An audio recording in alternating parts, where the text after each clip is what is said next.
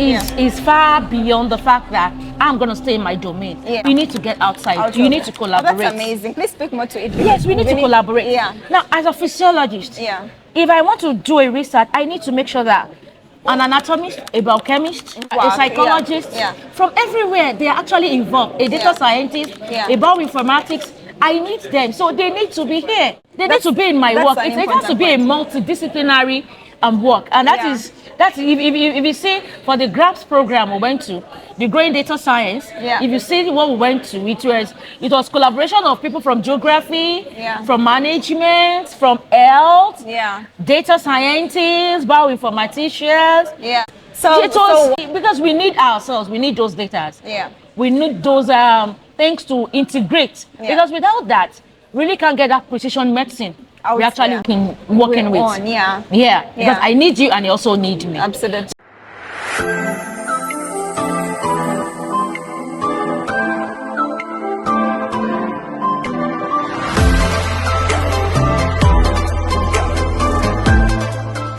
Hi everyone, welcome back to CareerBiome. I am here with my friends from Nigeria. She's called Omolola Adebimpe. Am I pronouncing your name well? You tried. I wouldn't expect you to do that.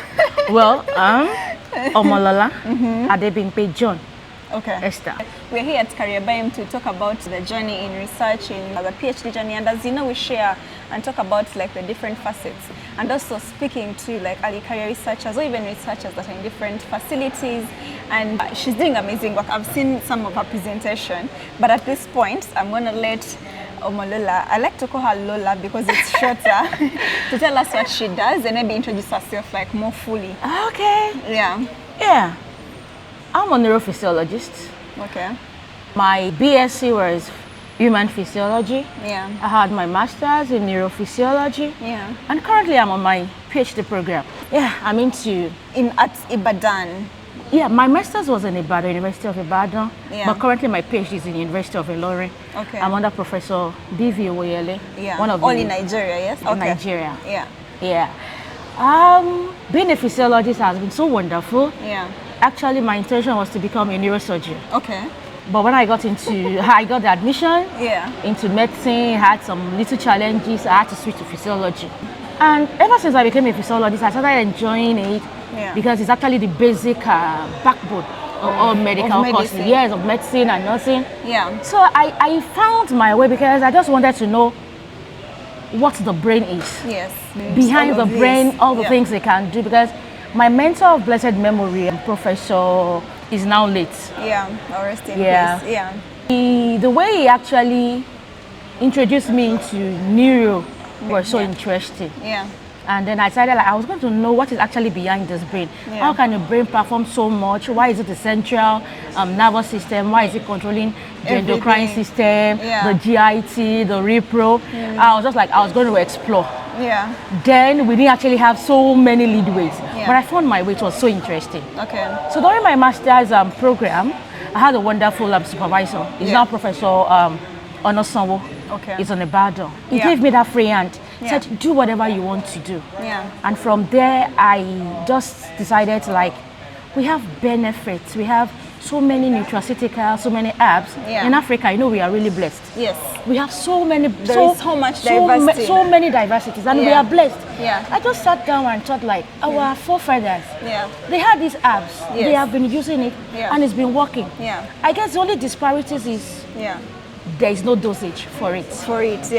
Come to think of it, I can actually delve into such translational research by checking the herbs, the phytochemicals on neurocognition, on brain degenerations.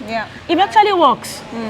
Why can't we make it out into something that's standardized for the population, especially on the African continent? Because there's something I discovered is all those medications we take actually not meant for us in Africa. It is not in custom to our to our gene, our environment, everything that has to do. And now we're heading towards the direction of precision medicine. So we need to do something that is basically for Africans. So that was what stemmed my research. And I was like, motivation and I was just like, wow, I have to use this. Let me see this.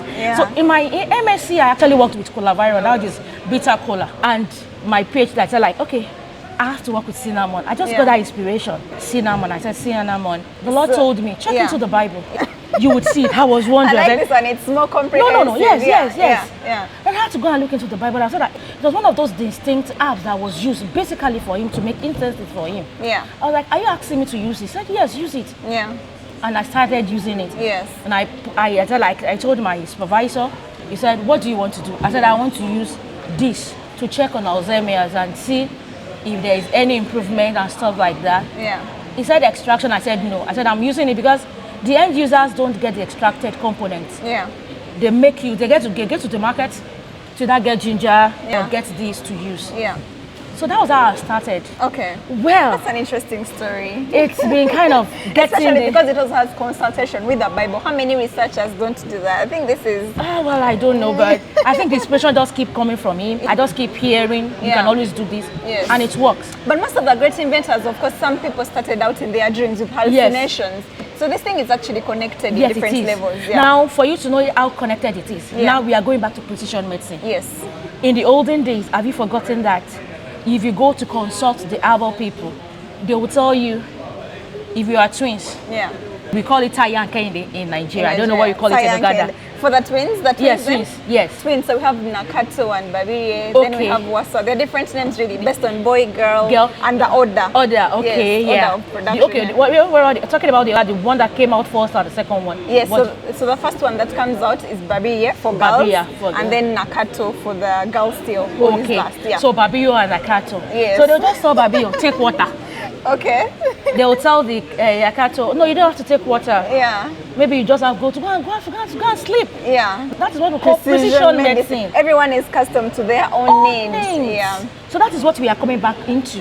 And that is what we should have done earlier. When I did my clinical at neuropsychiatric hospital, I realized that what they do basically is if you have schizophrenia or Alzheimer or obsession or you're paranoid, the only thing they do is, okay, the dosage is 5 milligrams of haloperidol, they give it to you. Yeah.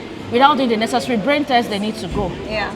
So, for example, you might not need up to 1 milligram of haloperidol. Yeah. But because they think the standard is 5 milligrams, they give it to them, and before you realize it, they become so dull. Yeah. So basically, now it's sometimes overdose for a particular person, or misdiagnosis in any case. Because you see, when you talk about our gene, misprescription, when you talk about our gene, we react to drugs differently based on the passage and the way it actually comes in. But because I believe, okay, if you have headache, just take paracetamol, 2 paracetamol is okay for you.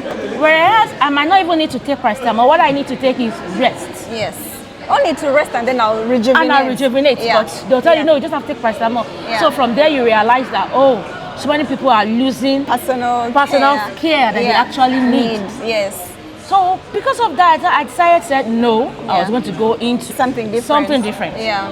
That I don't want my research to just stay in the lab, on the shelf. Yes. I want to implement it. Yeah, translational. Yeah, that's why I want to go into translational research. Yeah. I'm at the stage whereby I've been able to even develop a model. Yeah. Yeah, and that is I also say you have a tool in one of the presentations. Yes, I did. Okay. Yeah, and that is thanks to GRAPS, the growing data science in health management. I actually applied for a postgraduate course under them, and I was chosen out of the whole Africa, and they took 10 people. I was one of the luckiest. And after the first phase, they chose another 5 people to come for the in-phase. Yeah. I was so lucky to be part of the 5 people. So we had an intensive training. Wow, so it was really intensive. They taught us Python, bioinformatics, GWAS, genome, wide association. They taught us so many things. And they asked us before we started that we need to have a project to work on. Yeah. I just said, is it possible I design a app that can actually predict stroke and memory loss? Yes. Alongside Alzheimer. And that's the project you presented. Yes, that was my project I presented. And to the glory of God, I'm able to develop the app. And the app is online now. Okay, so the app can be accessed by even the viewers. Yes, the viewers. Yes, we are going to actually project the app so they can actually see it. Okay, so they can use it. Yes. So this app again, what does it do exactly? It's predicts stroke and Alzheimer. That is like memory loss. Memory loss. It actually gives you an insight, and it is actually associated to your email address so that you can keep following it up, and it will keep telling you need to do this. Yeah. It also shows you the way of lifestyle you need to use, what you need to take. So it recommends based on your personal data. Amazing. And it is basically for Africans. That is just the beautiful thing about it. I like how she says it proudly. Yes, because we don't actually have data as in Africa, but now we are getting the Africa we want. Yes, and this is our Africa. Yeah. And we need to build it the way we want it. Absolutely. Yes, and that is so wonderful. Yeah. But tell me. There are challenges. Of course. A lot of challenges. Especially in the PhD journey, also in research. Wow. Yeah. You see, let's talk about these challenges because the challenges I had with my PhD. With your PhD, and also with the work maybe. Which one do you want to go first with? Let me talk about the challenges with the PhD. Okay.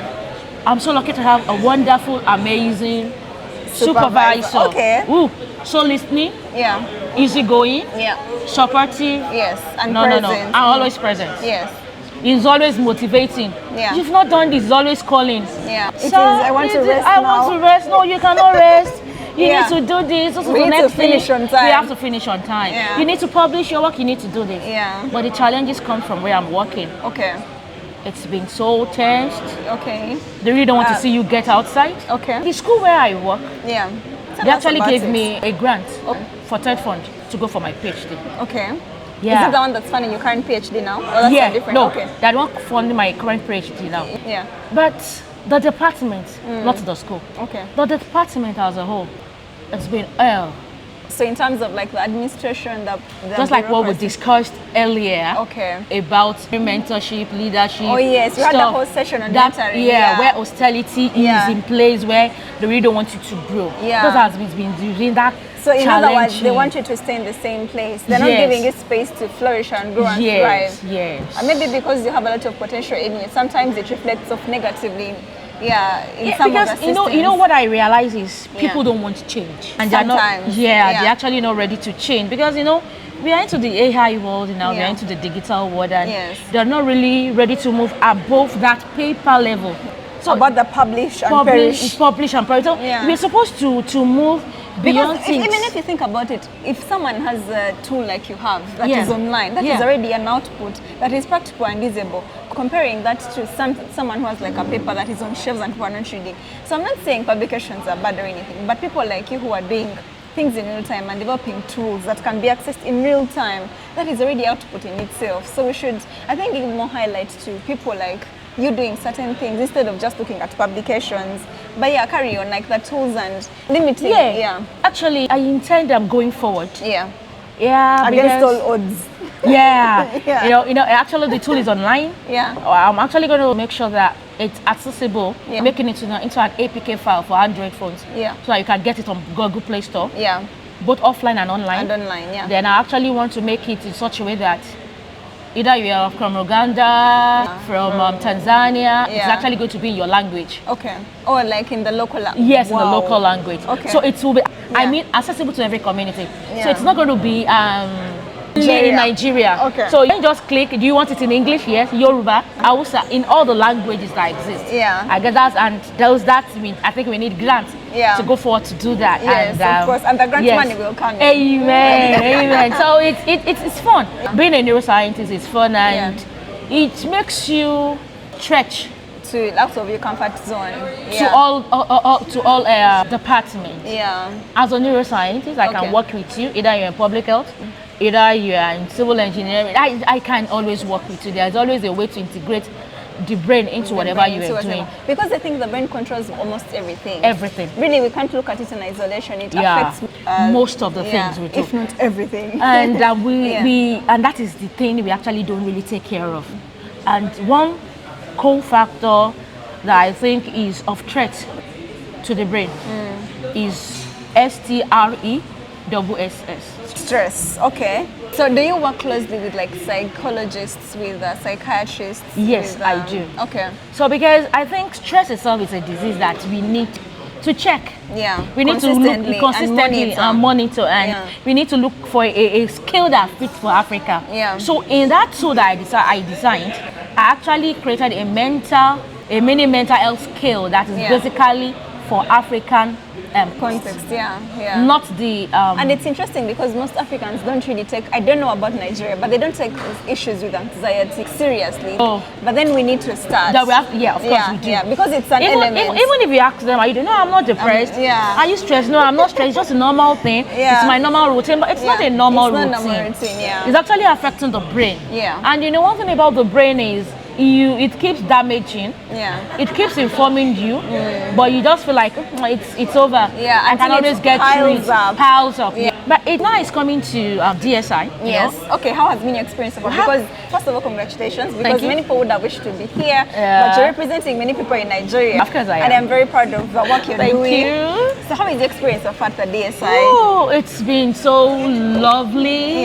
You know, meeting with different people from different continents, different regions, aside from Africa, from USA, everywhere, internationally. And they're all ready to support, to collaborate. You see, science is far beyond the fact that I'm going to stay in my domain. You need to get outside. You need to collaborate. That's amazing. Please speak more to it. Yes, we need to collaborate. Now, as a physiologist, if I want to do a research, I need to make sure that an anatomist, a biochemist, a psychologist, from everywhere, they are actually involved. A data scientist, a bioinformatics, I need them. So they need to be here. They need to be in my work. It has to be a multidisciplinary work. And that's if you see for the GRAPS program we went to, the Growing Data Science, if you see what we went to, it was collaboration of people from geography, from management, from health, data scientists, bioinformaticians. It was wide because we need ourselves, we need those data.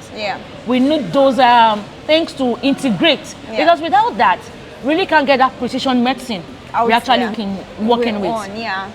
Because I need you and you also need me. Absolutely. So because you're in Uganda now, you should know we are going to collaborate, definitely. Absolutely, I'm going to keep in touch. So and with the AI world, you can always connect. Exactly, remotely wherever. We are so connected, even in the virtual world. In the virtual world, we are connected. So it's interesting. It is, and coming here to DSI has been an eye-opener. Have you been to Ghana before? This is my first time of coming down to Ghana. So it's my first time to come to Ghana. So it's interesting, and we had a lovely time. A lovely time. And we're still enjoying it. We have a dinner today.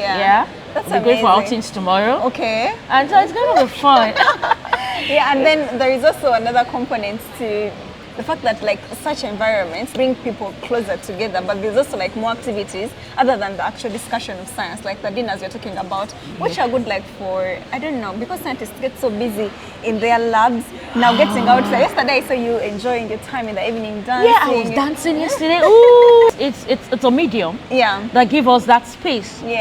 To socialize, because even as a scientist we need to socialize. Absolutely. Sociability is one of those risk factors. When you don't socialize, actually affects your brain, your thinking, and before you realize you might start getting depressed if you don't on this. So you need to socialize, you need people to talk with. Get out there. You need just to get out there. So that's why you see us dancing yesterday, enjoying ourselves. And tonight we also have another dinner. We are very excited. And of course, I'm going to ask you something, like, which have been like first but then last. It's a very biased question. We've been having this discussion with all the early career researchers about what is the best jollof rice. But this Ooh, somebody's asking me the best jollof rice.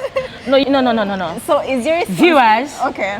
I don't have to be biased. But you see, in Nigeria we have. Oh no, you just have to come to Nigeria to come and taste that jollof rice. I've been to Nigeria before and I've been to Ghana. Now I'm here. I'm trying to remember the taste of Nigeria. Please, you just have to. You see? And she said that there is no way I can forget. No, you can't. You can't get that taste. The taste is just so amazing. You see? In Nigeria, we have the smoky jollof rice. We have the jollof rice. We have the concoction. Either the concoction. Oh no, either the one we make with locals. I like how Nigerians speak about their jollof. Oh no, it is no. It is everything. This is a jollof rice that I make here, and like 10 blocks to this place, you'll be getting the aroma. And you are even filled with the aroma, satisfied. That is what we call jollof rice. Okay, so we're going to close out this session, but then I want you to leave a piece of advice to someone who is interested to first of all take a journey like yourself that you're on. Just encouragement, because there's so many people viewing this. I have to say it's not been an easy journey. It's been up and down. I am here today because I never relented. And I never believed in failure. Sometimes when I look at it, I look like most of my colleagues are already associate profs or getting to the professorship. Yeah. But I'm here today because I'm still alive. Yes. That's the most important thing. Yeah. Because if I have to look at it, that I finished 1996, most of my colleagues, university, they finished it around 2001, 2002. Yeah. They're already established, they are okay. Yeah. They already done their PhD, they're all through with whatever. Yeah. I will now be like, wow. Yeah. But I just have to be saying thank God for everything. For everything. Because I remember I had an accident 2004. Oh wow. And out of the 18 passengers, 14 people died instantly. Yeah. I was only 14, okay. Yeah, died instantly. Yeah. The remaining 3 people had some scratches. Yeah. But not even a scratch on my body. Yeah. Oh. So if that God had now preserved me, it took me time because I had my MSc 2014. Yes. And from that 2014 to 2021, I had no job. I wasn't doing anything. Yeah. But I was still improving on myself. Yes. So my first job was the one I got in 2021. Okay. And immediately I got the job in 2021, 2022, I sent in for my PhD, for my PhD, and look at me here today, presenting at international conference. I'm so excited. Yes, and I'm so happy for you. I am. Yeah. And you're also a lecturer. I'm also a lecturer. Yeah. You mentioned that. I'm okay. Yeah. And I'm fine. Yes. Because I know it's just the beginning. I know the peak is there. There is so much. Yeah, there's so much. So in other words, to nonchalant and to look at your journey as unique. And, and don't let it pull you down. Yeah. And don't let the words of people pull you down. You have to believe in yourself. Absolutely. You have to believe that, yes, you have to just keep believing in yourself because that one person is able to do whatever you want. Just trust him in every journey. Yeah. If you allow him lead the journey, there'll be no regrets. Absolutely. That is just it. Do you want to allow subscribers the people to subscribe, and then are you open to like people sending you an email? Yeah. Okay, in case people want to get in touch based on the work you're doing. Oh yeah? Yeah. My email is Lamide Adebimpe. Okay. I will write down on the screen, they'll be able to see. I'll get it, Okay. Yeah. Yeah, Lamide Adebimpe at gmail.com, and my WhatsApp number +234. Are you saying your WhatsApp number? It's a very big community that might get this number. Maybe they can get you an email, or you don't mind? Yeah, they can always chat me. I'm always open. Okay. It's okay. It's a free. Yeah. Okay. They can. Go ahead. +234 80 Okay. 77 78 76 79. Okay, there you have it. And thank you so much. It's been amazing having you. And please subscribe to this channel. To this channel, CareerBiome. Please. And on the screen, you're going to see the app. Okay, so please, on the screen, you're going to put the app. Log in and check. Yes. It's always fine. It's been amazing. Thank you so much. Time.